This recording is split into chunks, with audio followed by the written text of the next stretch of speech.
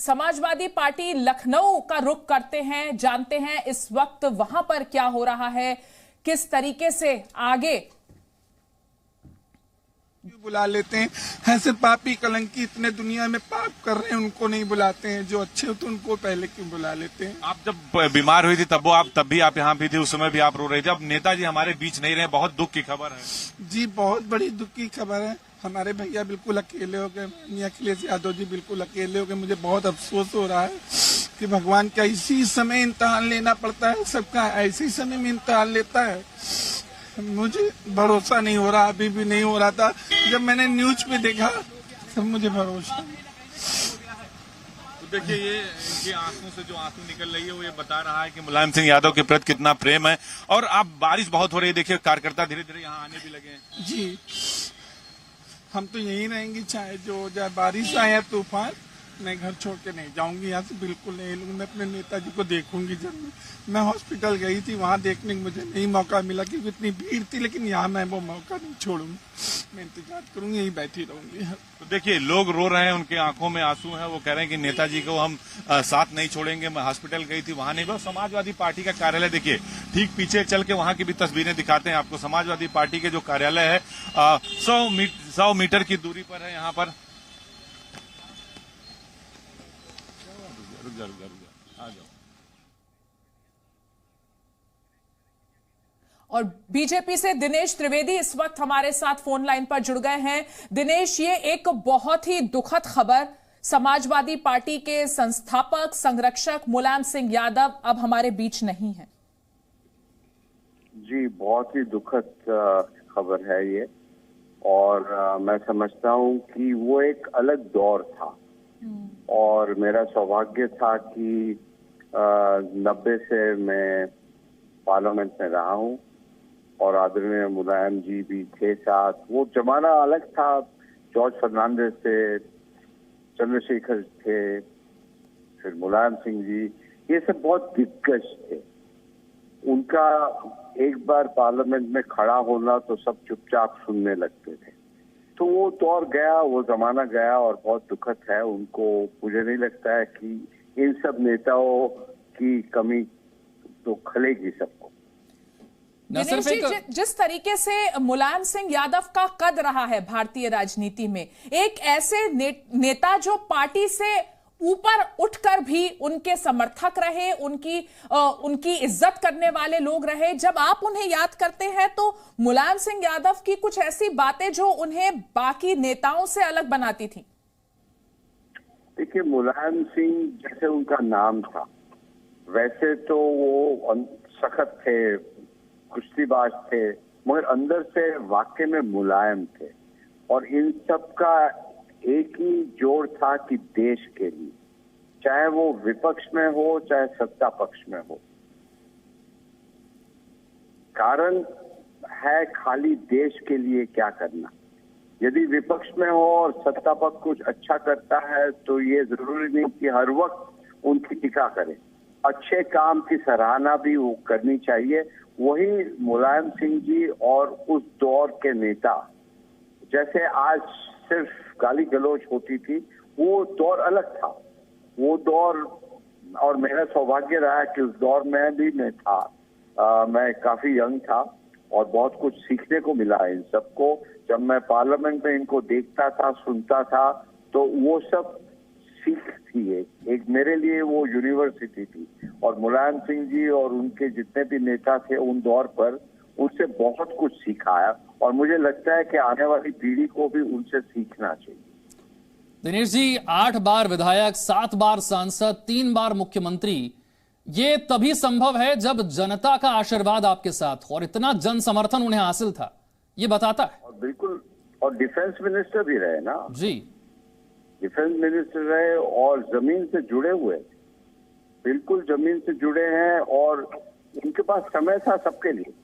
मुझे याद है सांसद के हिसाब से कभी कुछ सलाह मशूरा करना होता था तो उनके घर चले जाते थे। कोई मतलब ऐसा नहीं कि फोन करके समय निकाले कि भाई कौन से समय आए। वो जाए वहां पर, जब भी उनको हो घर में जाके बैठते थे और सबसे वो मिलते थे।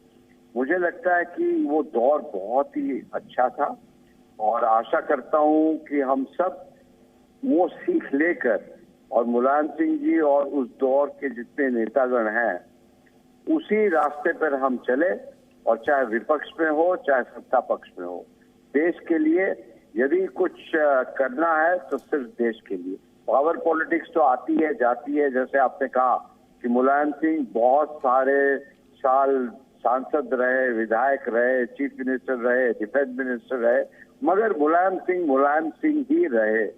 उनका कभी बर्ताव में कोई बदलाव नहीं आया, चाहे जहां भी रहे देश के लिए। आपको लगता है कि ऐसे समय में उनका जाना हुआ जब समाजवादी पार्टी को उनके मार्गदर्शन की शायद सबसे ज्यादा जरूरत थी? देखिए, मनुष्य का जब जन्म होता है तो मृत्यु तय है। जैसे कहते हैं what is certain is death, तो उस पे तो अपना किसी का नियंत्रण है नहीं, मगर यही है कि समाजवादी क्यों, सभी को उनसे सीख लेनी चाहिए और उसी रास्ते पर जैसे मैंने बहुत बार दोहराया कि हम चाहे जिस भी पार्टी के हो, हम लोग सबका उद्देश्य एक ही है और होना चाहिए कि देश के लिए क्या करना चाहिए। पार्टीज आएगी जाएगी, सत्ता बदलेगी, मगर यदि उद्देश्य एक हो और ऑपोजिशन को कभी हम लोग ने इस नजरिए से नहीं देखना है कि हमारे दुश्मन है, वो उनका प्रोग्राम अलग हो सकता है, और उसी प्रकार यदि विपक्ष वाले को भी यही देखना चाहिए कि भी सत्ता पक्ष का प्रोग्राम अलग हो सकता है, मगर नियत सिर्फ देश के लिए। तो बस यही है कि मुलायम सिंह की कमी बहुत ही खलेगी सबको, और पार्लियामेंट में उनका योगदान जब खड़े होकर भाषण देते थे तो सभी सुनते थे, कहीं कोई शोरगुल हल्ला गुल्ला कुछ नहीं होता था। तो मुलायम सिंह की कमी मुझे नहीं लगता है कि किसी प्रकार हम लोग पूरी कर सके। बस यही कह सकते हैं कि उनके जो दिखाए हुए मार्ग है, उन्होंने जैसे जिस प्रकार से देश की सेवा की, हम सब मिलकर उसी प्रकार आगे बढ़े। त्रिवेदी साहब, आपने तो मुलायम सिंह यादव को करीबी तौर पर जाना है, हमारे साथ केसी त्यागी साहब भी जुड़ गए हैं। केसी त्यागी साहब, आज का दिन भारतीय राजनीति के लिए और देश के लिए बहुत भारी दिन है, और हम सब जैसे लोगों के लिए जिन्होंने 40 साल तक उनके साथ कंधे से कंधा मिलाकर काम किया है, जिन्होंने उनको नेता बनते देखा है, जिन्होंने उनके मुख्यमंत्री बनते अपनी आंखों से देखा, जिन्होंने उनको धर्मनिरपेक्षता के लिए लड़ते देखा है, जिन्होंने गरीब गुरबा को सीना तान करके चलाने के लिए देखा है, उन सब लोगों के लिए जो उनके अच्छे बुरे वक्त के साथी रहे हैं, उन सब के लिए दुख का दिन है। और ये समाजवादी आंदोलन के लिए दुख का दिन है, क्योंकि वो अंतिम योद्धा थे इस लड़ाई के, जो समानता के लिए और समृद्धि के लिए संघर्षरत थे, और विषम से विषम परिस्थितियों में भी वो मुसीबतों को इनवाइट करते थे, निमंत्रण देते थे। मुझको याद है 1990 में जब जनता दल का विभाजन होने लगा, तो पिछड़ों की राजनीति करने के नायक के रूप में उनको वीपी सिंह जी के साथ रहना चाहिए था, लेकिन वो चंद्रशेखर जी के साथ चले गए। ऐसा सिर्फ मुलायम सिंह ही कर सकते हैं। चौधरी चरण सिंह जी की विरासत को लेकर के उनका अजीत सिंह से विवाद हुआ। हम चाहते थे कि दोनों में एकता बनी रहे, लेकिन नेताजी को एक अलग रास्ता था। वो जिद भी करते थे अपने विचारों के लिए, किसी भी सीमा तक जाने के लिए तैयार रहते थे।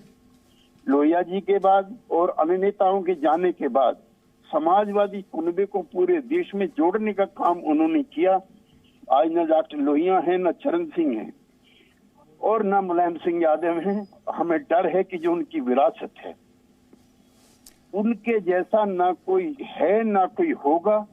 मेरी इच्छा और अभिलाषा भी है कि मुलायम परिवार इकट्ठा हो, और जो उनकी विरासत है गरीब गुरबों को सशक्तिकरण करने की, उसके लिए सब लोग मिलकर के संघर्ष करें। हमारी तमाम शुभकामनाएं। शुक्रिया केसी त्यागी साहब हमारे साथ जुड़ने के लिए। राजीव राय साहब भी हमारे साथ जुड़ गए हैं, समाजवादी पार्टी के नेता हैं। राजीव जी, देश भर में उनके समर्थकों की तरफ से, उनके चाहने वालों की तरफ से उनकी सेहत को लेकर दुआ की जा रही थी, और एक ऐसी खबर आज सुबह हमें सुनने को मिली जो हर कोई उम्मीद कर रहा था कि यह खबर कभी भी सुनने को ना मिले। जी, सच कह रहे हैं आप। हम सब उसी दिन से लगातार दुआ कर रहे थे सदियों में एक पैदा होता है ऐसे नेता। और मेरे साथ तो इतनी असंख्य यादें हैं कि शब्दों में बयां करना मुश्किल होता है। और आज तमाम बरसों की वो सारी बातें, कभी न खाऊं तो रूठ जाना, जबरदस्ती खाना खिलाना। मैं हैदराबाद में चुनाव प्रचार में उनके साथ गया था, बोले कि यहाँ क्या कर रहे हो, आप जैसे लोगों को सक्रिय राजनीति में रहना चाहिए, मुझे वहां से ले आकर लोकसभा का चुनाव लड़वाना। जब सारे लोग मेरे खिलाफ थे तो पिता की तरह, चट्टान की तरह खड़े हो जाना मेरे साथ, गरीबों को दुख को देकर भावुक हो जाना। और मैं एक और बात कहना चाहता हूँ, उनके मन में कभी दबे कुचले लोगों को आगे बढ़ाने की लालसा तो थी, लेकिन अगर आप पिछड़ा है, हिंदू मुसलमान, कभी भेदभाव नहीं रहा। अगर उनके साथ के लोगों को देखेंगे तो समाज का कोई ऐसा तबका नहीं था जो उनके साथ नहीं था। नेताजी फिर दोबारा धरती पर ऐसा नेता कोई न था, न है, न कभी शायद आएगा।